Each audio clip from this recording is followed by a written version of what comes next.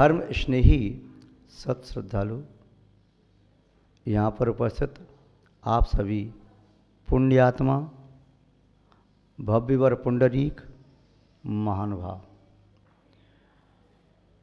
आचार्य भगवान योगींद्र देव द्वारा विरचित ज्ञानाकोश ग्रंथ की वाचना में विगत समय देख रहे थे। आर्त ध्यान करने वाला वह राजा दंडक जो इच्छा को अनुस्मरण हुआ था, वह सर्प की पर्याय को प्राप्त हुआ। रौद्र ध्यान करने वाला राजा अरविंद जो हिंसा में आनंद मानता, मिथ्या भाषण, चौर्य, विषयों का लोलपी, वह किस प्रकार से रौद्र ध्यान के बल से नरक में गया। वह राजा अरविंद, वह रौद्र ध्यानी होने के कारण पाप कर्म के उद्देश्य उसके शरीर में दाह पैदा हो गई। दाह पैदा हुई तो उसने अपने पुत्र से कहा, पुत्र देवकुरु आदि से मेरे लिए शीतल पदार्थ मंगाओ, अमृतोपमा, कलवृक्ष के वृक्षों से प्राप्त होने वाला पानांग आदि, उससे मुझे शांति मिलेगी। उसके पुत्र ने अपनी विद्याओं को भेजा, किंतु वे विद्या वहाँ तक नहीं पहुँच सकी। लौट करके आया, पिता से कहा, पिताजी विद्या नहीं पहुँच पाई।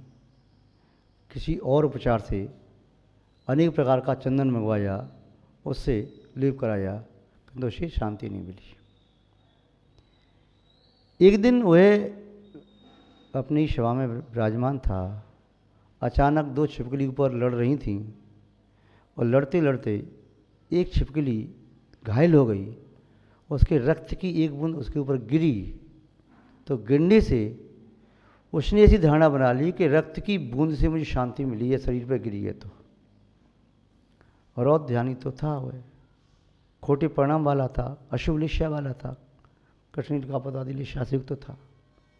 उसने अपने पुत्र को आदेश दिया, बेटा ये दाह ज्वर मेरा शांत नहीं हो रहा, राज्य में कोई कमी नहीं है, तो किसी तरह से छोटे छोटे बच्चों को पिलवा करके घानी में उसका रक्त इस बापका में भर दे, मैं उसमें अवगान करूँगा, डूबूँगा, तो मुझे शांति मिलेगी।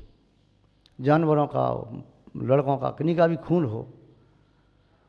बेटा धर्मात्मा था, समझदार था, इतनी हिंसा करना तो दूर की बात, मैं ऐसे सब सुन भी नहीं सकता, किंतु क्या करूं, पिताजी बड़े नाराज हो रहे हैं, इनको कैसे समझाऊं, इन्हें खोटिया को बंद कर लिया है।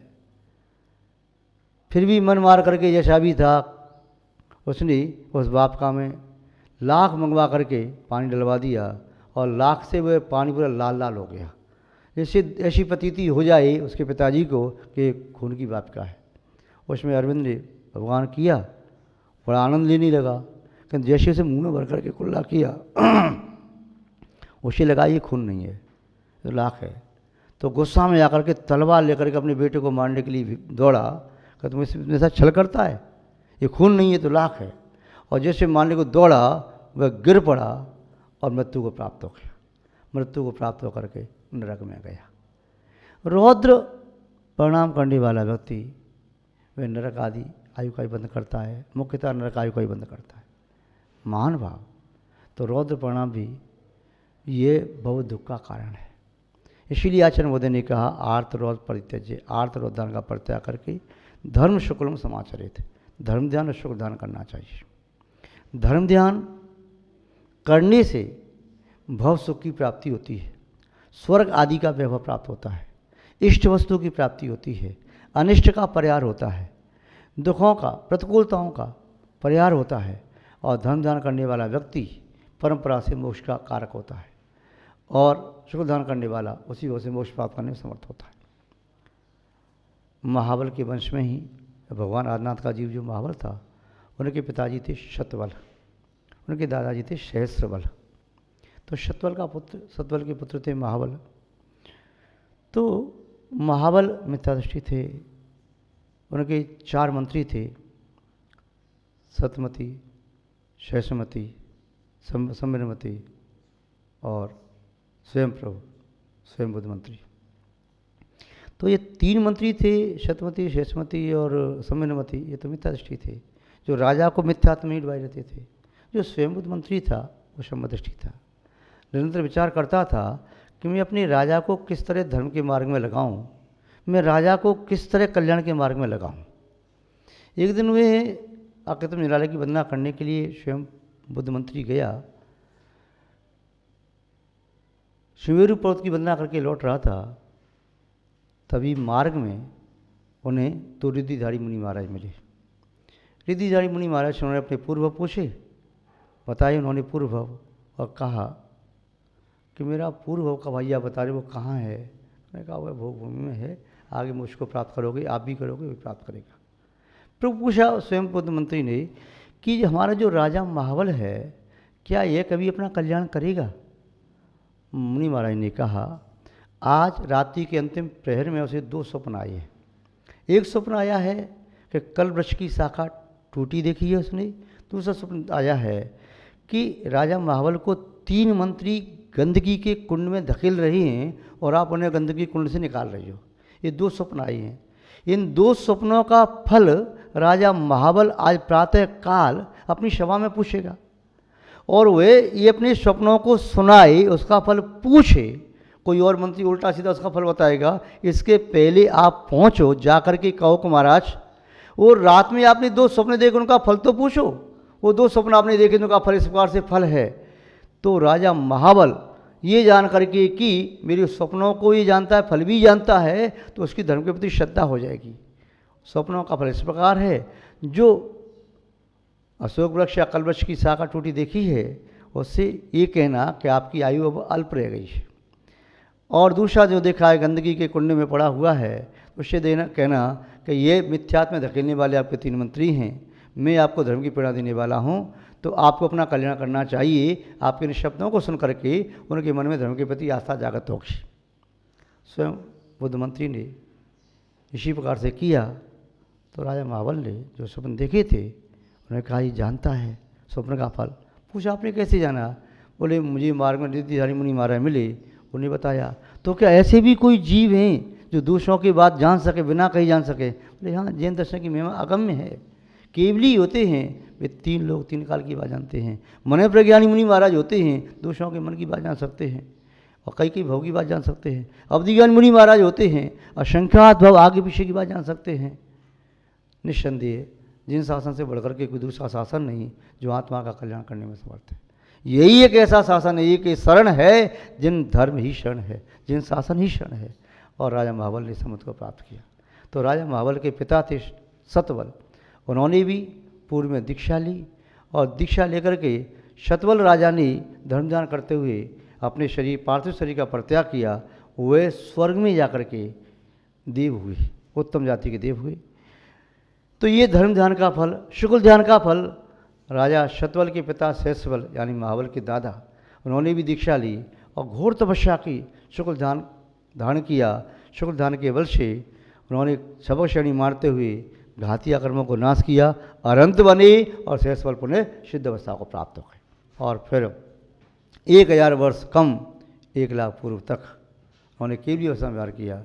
15 दिन पूर्व उन्होंने योग निरोध किया और अष्टापद कैलाश पर्वत से उन्होंने समस्त कर्मों को नष्ट करके मोक्ष को प्राप्त किया। आचार्य बुद्ध ने बताया कि आर्त रौद्र परित्यज्य, आर्त ध्यान को रौद्र ध्यान को त्याग करके, ये नहीं कहा कि त्यागना चाहिए उसे त्यागते जाओ फिर आ जाएगा, ऐसा सिस्टम नहीं है। सिस्टम क्या है कि आर्त रौद्र ध्यान को पूरा छोड़ो, त्याग करके धर्म ध्यान और सुख ध्यान से नाता जोड़ो। यदि किंचित भी आर्त रौद्र ध्यान होगा तो किंचित भी शुक्ल ध्यान नहीं हो सकेगा, क्योंकि रौद्र ध्यान अधिक से अधिक 5 मिनट स्थान तक हो सकता है, आगे नहीं हो सकता। आर्त ध्यान भी 5 मिनट स्थान तक है, निदान 6वें स्थान तक इष्ट वियोग अनिष्ट संयोग पीड़ा चिंतन 3 आर्त ध्यान हो सकते हैं, किंतु फिर भी अपवाद में। यद्यपि मुनि महाराज धर्म ध्यान में शुक्ल ध्यान लीन होते और वे 4थे स्थान में धर्मदान प्रारंभ होता है, 5वें धर्मदान होता है मुख्यता से, 6वें स्थान में धर्मदान की और प्रकारता मुख्यता प्रबलता होती है, 7वें स्थान में भी निर्गुण धर्मदान है, 8वें गुण स्थान से 8, 9, 10, 11 प्रथम नंबर का शुक्ल ध्यान है, ऐसा कुछ एक आचार्य मानते हैं। कुछ आचार्य मानते हैं कि शुक्ल ध्यान का प्रारंभ 11वें गुण स्थान से होता है। 11 में शुक्ल ध्यान, 12 में शुक्ल ध्यान का द्वितीय पाया, 13 में शुक्ल ध्यान गुण स्थान में शुक्ल ध्यान का तृतीय पाया और 14वें गुण स्थान में शुक्ल ध्यान का चौथा पाया होता है। आचार्य विशेष स्वामी आदि मानते हैं कि जब तक कषाय रहती है तब तक शुक्ल ध्यान प्रारंभ नहीं होता, इसीलिए शुक्ल ध्यान वह 10वें गुण स्थान के बाद ही प्रारंभ होता है। तो शुक्ल ध्यान में किंचित भी धर्म ध्यान नहीं है इस अपेक्षा से। और धर्म ध्यान का माना है कि धर्म ध्यान मुख्यतया होता है 7वें स्थान से प्रारंभ होता है, जिसे निर्विकल्प धर्म ध्यान कहते हैं। तो धर्म ध्यान में भी आर्त रोध ध्यान नहीं है। जो धर्म ध्यान सविकल्प होता है, चिंतनात्मक होता है, वह 6वें स्थान तक होता है। वह विकल्पात्मक धर्म ध्यान में आर्त ध्यान संभव है, जो इष्ट वियोग अनिष्ट योग पीड़ा चिंतन वाला आर्त ध्यान। किंतु रोध ध्यान वह 6वें स्थान में किंचित भी नहीं होता। 5वें स्थान में रोध ध्यान कदाचित हो, अंत होता पूरा अपने प्राण संभालने में समर्थ होता है। 4वें स्थान में भी आर्तरोध ध्यान की इतनी स्थिति नहीं है, किंतु अपवाद में हो सकते हैं कृष्णादि लेशा के प्रभाव से। किंतु ये आर्तरोध ध्यान मुख्यतः होते हैं मिथ्या दृष्टियों को। जो मिथ्या दृष्टि जीव होते हैं आर्तरोध ध्यान में आकांठ डूबे रहते हैं। और मिथ्या दृष्टि जितनी कसाय की तीव्रता होगी, लेशियाँ जितनी अशुभ होंगी, उतना रोध ध्यान प्रगाढ़ होगा। और जिसका रोध ध्यान प्रगाढ़ होता है उतने ही नीचे वाले नरक की आयु का बंद होता है। और जिसका कषाय मंद हो, लेशा मंद शुभ हो, तो फिर वे आर्त ध्यान रोध ध्यान नहीं बनेंगे। शुभ लेशा के बल से वह धर्म ध्यान प्राप्त कर सकता है। कदाचित कोई मिथ्या दृष्टि जीव भी तो शुभ लेशा प्राप्त कर सकता है, उसकी 3 अशुभ लेशा भी हो सकती हैं, 3 शुभ लेशा भी हो सकती हैं, वह शुभ लेशा भी प्राप्त कर सकता है। यदि वह 3 शुभ लेशा मिथ्या दृष्टि भी प्राप्त कर रहा है तो कषाय की मंदता से प्राप्त कर रहा है। तो इसलिए जो कसाय को मंद करने में मिथ्या दृष्टि भी समर्थ हो सकता है, तो क्या सम्यक दृष्टियों को अपनी कसाय मंद नहीं करना चाहिए? मिथ्या दृष्टि भी पीत पद्म शुक्ल लिशा को प्राप्त कर सकता है, तो क्या सम्यक दृष्टि धर्मात्मा अपनी लिशा अच्छी नहीं करना चाहिए? तो उसे आर्तरोध ध्यान नहीं करना चाहिए, उसे धर्म ध्यान का ही आलम लेना चाहिए।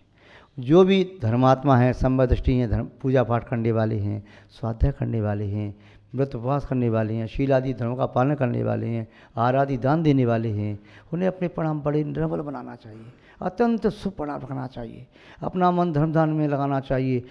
प्रसंग प्राप्त हो आर्त रौद्र परिणाम का, तब भी उसका परिहार करें, यही उनकी साधना है। ऐसा नहीं है कि खड़े होकर के तपस्या कर ली साधना हो गई, ऐसा नहीं है कि भोजन छोड़ दिया तो साधना हो गई, ऐसा नहीं है कि मौन लेकर के बैठ के पशु की तरह से साधना हो गई। उनकी साधना वही साधना है कि अपनी कसायों को शांत रखें।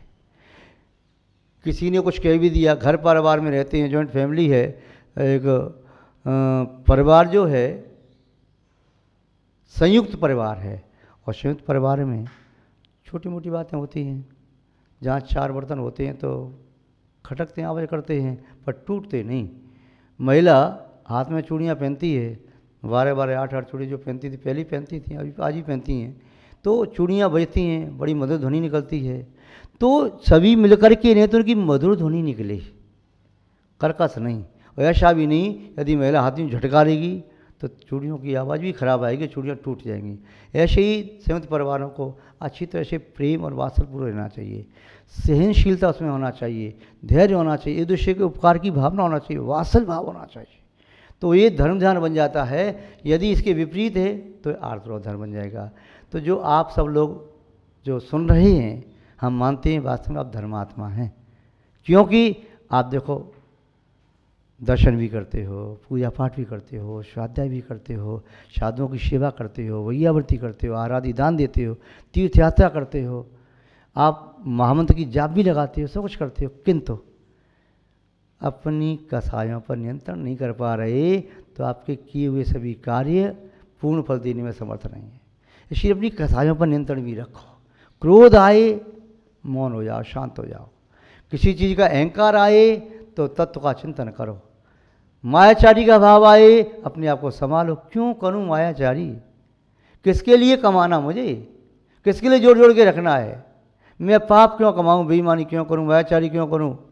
क्या मैं अनंत काल तक भोगता रहूँगा। ये शरीर कब छूट जाए तो मैं छल कपट नहीं करूँगा, बेईमानी नहीं करूँगा, मायाचारी नहीं करूँगा। और लोभ, किस बात का लोभ? मेरे भाग्य में जो चीज़ होगी अपने आप मिलेगी, लोभ करने से कोई वस्तु मिलती है क्या? इसीलिए हमारा तो आपसे इतना कहना है, आप आर्त और रौद्र ध्यान को छोड़ दो, अपनी कषायों को शांत करो। यदि आपने कोई सहन कर लिया, बड़े ने कुछ कह दिया, छोटे ने सहन कर लिया, छोटे ने कोई बात कही, बड़े ने क्षमा कर दिया, तो बड़ा आनंद आएगा। वही जीवन आपका धर्म ध्यानपूर्वक जीवन व्यतीत हो जाएगा। और बड़े ने सहन नहीं किया, छोटे ने सहन नहीं किया, छोटे ने बड़े का अपमान कर दिया, बड़े ने छोटे का तिरस्कार किया, डांट दिया, पीट दिया, तो क्या होगा? संक्लेशता बनेगी, और वह संक्लेशता दीर्घ काल तक बनेगी, और उससे पाप का ही आश्रय होगा। इसलिए ऐसा कार्य करना उचित नहीं है। तो आचार्य बोधे कह रहे हैं, ताभ्याम परतर नास्ति, ताभ्याम उनमें से परतर नास्ति परमात्मा प्रभाषितम। जो आर्त रौद्र ध्यान हैं वह तो त्याज्य हैं, और जो धर्म और शुक्ल ध्यान है वो ग्रहण करने के योग्य हैं। उन दोनों में परतर नास्ति। जो धर्म ध्यान में लीनता है, शुक्ल ध्यान में लीनता है, तो उसके मतलब क्या होता है कि परमात्म प्रभाषितम, इसके माध्यम से परमात्म प्रकाशित होता है। जैसे अंतरिक्ष में सूर्य उदय को प्राप्त होता है, ऐसे ही आत्मा में ही परमात्मा प्रकट होता है। किसके माध्यम से? धर्म ध्यान और शुक्ल ध्यान के माध्यम से। यदि धर्म ध्यान और शुक्ल ध्यान नहीं है तो कभी भी आत्मा परमात्मा दशा को प्राप्त नहीं हो सकता। तो महानुभाव, अपने परमात्मा को हमें स्वयं ही प्रकट करना होगा। हमारी परमात्मा को प्रकट करने वाला कोई दूसरा नहीं है। इसलिए आर्त रौद्र ध्यान का परित्याग करके धर्म शुक्ल ध्यान का आलम्बन लो। दूसरों के धर्म ध्यान में निमित्त बनो। कभी भी किसी के आर्त रौद्र ध्यान में निमित्त नहीं बनना है। आर्त रौद्र ध्यान में निमित्त बनना और स्वयं आर्त रौद्र ध्यान करना, दोनों ही कारण दुख के कारण हैं। इससे बचना चाहिए। आज बस इतना ही पर्याप्त है। जो श्री शांतिनाथ भगवान की, परम पूज्य आचार्य गुरुदेव श्री विद्यानंद महाराज की, अहिंसा में विश्व धर्म की।